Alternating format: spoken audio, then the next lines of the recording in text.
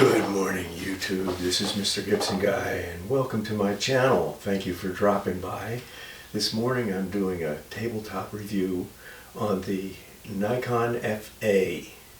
This is the last major model of camera that Nikon came out with in their SLR series before changing over to autofocus. So this was the end of the line for the manual focus cameras, and what a grand camera it has turned out to be.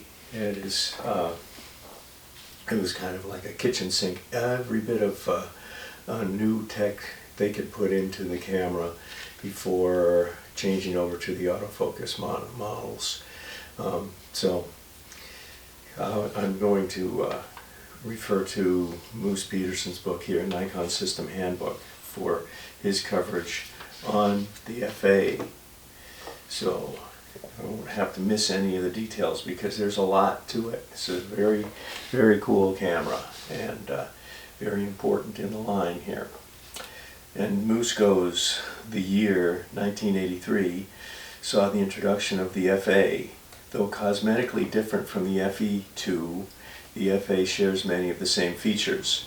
1/250th of a second flash sync, through the lens flash metering, 3 bright screens, manual 250 shutter, exposure compensation dial, memory lock, depth of field lever, self-timer, 93% viewing of the picture field, and shutter release meter activation with automatic 60-second shut-off. But the FA brought to Nikon bodies. Let me read that again. But the FA brought to Nikon bodies a whole new metering system. Automatic multi-pattern, Nikon designation AMP, metering. This is the basis of Nikon's matrix metering. So this is all getting the stuff ready to go into the autofocus world where the camera is in charge of doing everything. I'll keep going. In simple terms, AMP metering means 5 readings off the screen. 3 SPDs are in use, and these values are computed to arrive at a correct exposure. In drawn-out terms, 5 sensors corresponding to the 5 segments individually sense the light coming through the lens. These analog values are compressed logarithmically. Then a high-speed sequential comparison, analog to digital, converts these to digital values. The computer in the cameras, boy, this is complicated, isn't it? The computer, where was I? The computer in the camera takes into account the lens's focal length, aperture, shutter speed, and other basic exposure needs. Finally, the computer calculates these values against pre-programmed screen values, said to be over 100,000, to compare and provide a final number. This explanation is oversimplified. However, the astonishing part is the speed at which this whole procedure is done. This meter has an exposure range of EV1 to EV20. Now it says they have a bunch of pre-programmed different exposure screens, and the camera, the processor inside the camera analyzes them all and shows which one has the best lighting. It seems really kind of complex when you consider you're going to expose your whole the whole area of the negative to only one exposure. It's so bright or so dark. That's the whole, and they're trying to pick which one is going to be perfect.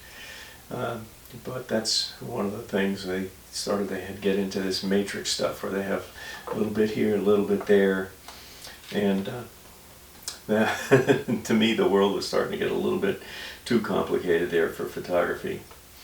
Back to the book. There is a button located at the base of the lens mount ring. This is something a lot of people don't know.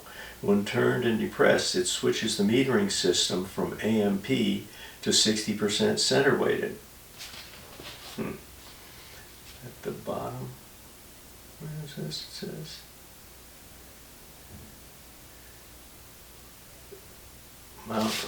lens mount ring. Let's see. Oh, that would be this. And you twist it and set it. There. That's what that is. I was wondering when I read this, that's what that little extra depth of field preview button is. That's the depth of field preview. This other one down here is the changes it from center weighted to 60% center weighted. The AMP mode requires AIS lenses in order to take advantage of all the exposure modes. The FA has program mode P, shutter priority S, aperture priority A, and manual M. And you can see all those here.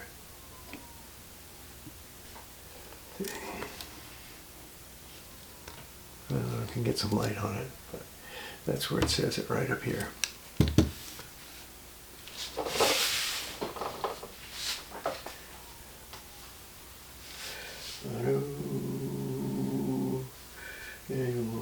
Incorporated it all into with an AMP system. Program mode has, this is an additional in program. Program mode has a PHI, P high bias built in, switching automatically to a faster shutter speed if a lens is longer than 135 millimeters attached. The FA right around here has a plastic aperture coupling ring, so non-auto index lenses cannot be mounted. An AI or AID modified lens can be mounted to the FA. Auto indexing lenses can be used in P, but P high will not be selected with longer lenses. Auto-indexed lenses work with center-weighted metering, but not with AMP. It's getting confusing. The camera works with auto-indexed lens in program and shutter priority, though. The information provided in the viewfinder depends on the mode selected. In program mode, the LCD at the top of the viewfinder displays the speed closest to the automatically selected speed in stepless shutter speeds. The aperture must be set by the photographer at the lens's minimum aperture, so usually f16 or f22 or f32 on some. But the camera does not display the aperture it has selected, which can vary from any within the lens's range, high or low, on the display. Warns that over or under exposure may occur. An LCD displaying the FEE capital indicates that the aperture must be set at its minimum f-stop, has not been set properly. In shutter priority mode, S mode, the photographer selects the desired shutter speed and the camera matches it with the aperture setting for the exposure recommended by the meter. The set shutter speed is displayed in a window at the top right side of the viewfinder. The camera uses stepless aperture settings, and the LCD displays the integrated integral aperture number closest to the f-stop selected by the camera. So apparently those are stepless f-stops too. If the chosen shutter speed cannot be matched with an aperture for correct exposure, the camera reverts to program mode and sets both the shutter speed and aperture. If this happens, the shutter speed chosen by the photographer still appears in the viewfinder window, but the LCD display displays the shutter speed actually being used. In the A mode, the LCD displays the shutter speed that matches the chosen f-stop to produce the correct exposure. A warning of high or low will be displayed by the LCD if the correct exposure cannot be made with the selected aperture. The aperture is displayed via the aperture direct readout, ADR. That means it's got the little window down here that reads the f-stop off of the lens itself. You get that readout, plus you get an LCD readout, plus everything else in the finder. So it gives you a lot of information. This is getting pretty complicated. You see, we're on our way to autofocus. In manual mode, M, the LCD displays the manual selected shutter speed preceded by the letter M for manual. A plus or minus sign indicates exposure problems. Correct exposure occurs when both the plus and minus signs are lit at the same time. Either one or the other lit by itself shows over or underexposure accordingly. The f-stop chosen is always displayed by the ADR dead center in the top of the viewfinder. That's the aperture direct readout off the lens. A little bit more here. The FA has this is important too. The FA has a unique motor drive, the MD15. The FA can use the MD11 or the MD12, which was made for the FM, FM2, and FE, FE2, because this is based on the same cameras. But it not only takes the MD11, MD12, but it can also be used with the MD15, which was makes this motor drive one of the most important motor drives because of the features that it has. The MD15 battery compartment is, the FA can use the MD12, but certain special features are possible only with the MD15. The MD15 battery compartment is slightly slanted forward towards the lens, providing better balance and handling when handheld. The drive uses 8 AA batteries, so it's 12 volt. When connected to the FA, they power both the camera and the motor drive. Not so with the MD11 or MD12. Actually, that feature came about on the MD4, which is a motor drive for the F3. It's 12 volt, has 8 AA batteries, and when attached to the camera, the motor drive batteries will power the motor drive and all the camera electronic functions. So that was a very popular move on that one motor drive that Nikon came out with. And they could have just stuck with the MD11, MD12 for the FA, but since they're making a whole new camera, they made it so it would take those, or you could get the MD15 with it, and you would have the feature that the F3 had, that the motor drive will provide batteries for the camera itself. When attaching the MD15 to the FA, both the small cap to the right of the battery cap, that's underneath, and the hand grip on the front of the camera, this little thing right here with a screw in it, must be removed. Remember, the FA does not need batteries when the MD15 is attached. On the rear of the camera, on the top right, is a button which must be depressed to set the camera's shutter speed to manual 250, providing a mechanical 1/250th of a second speed in case of power failure, or when you want to use B, bulb mode. To the left of this button is a lever that operates the eyepiece curtain. This must be closed when taking photographs when the eyepiece is not covered by the photographer's eye. Keeps stray light from coming in the eyepiece there and messing up your exposure. Sure, I will. This little thing right here closes off and opens it up.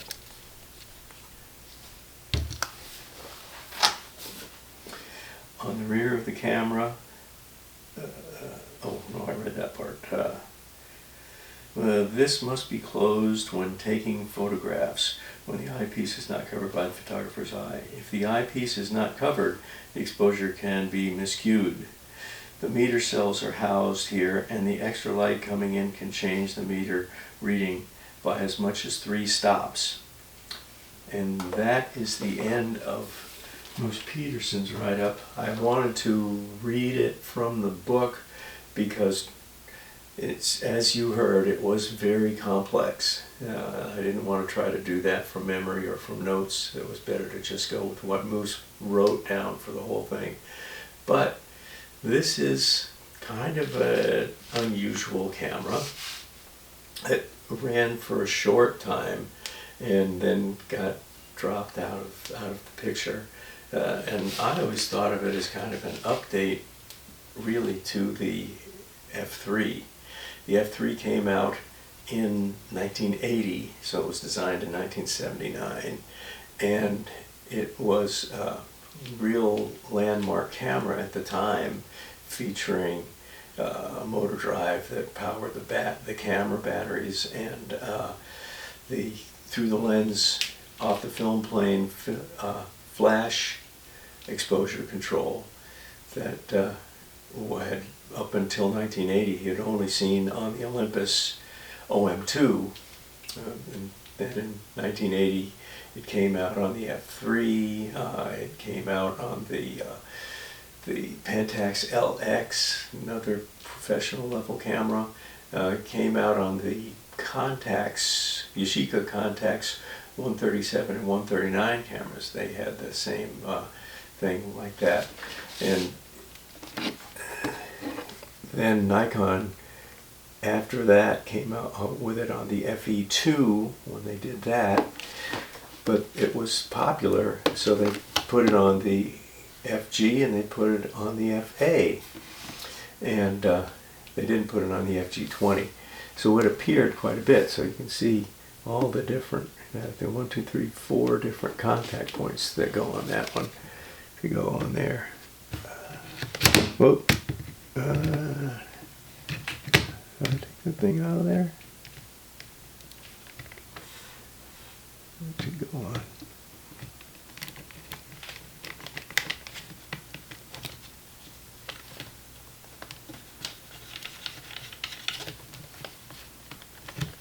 There. So that gives you through the lens flash control.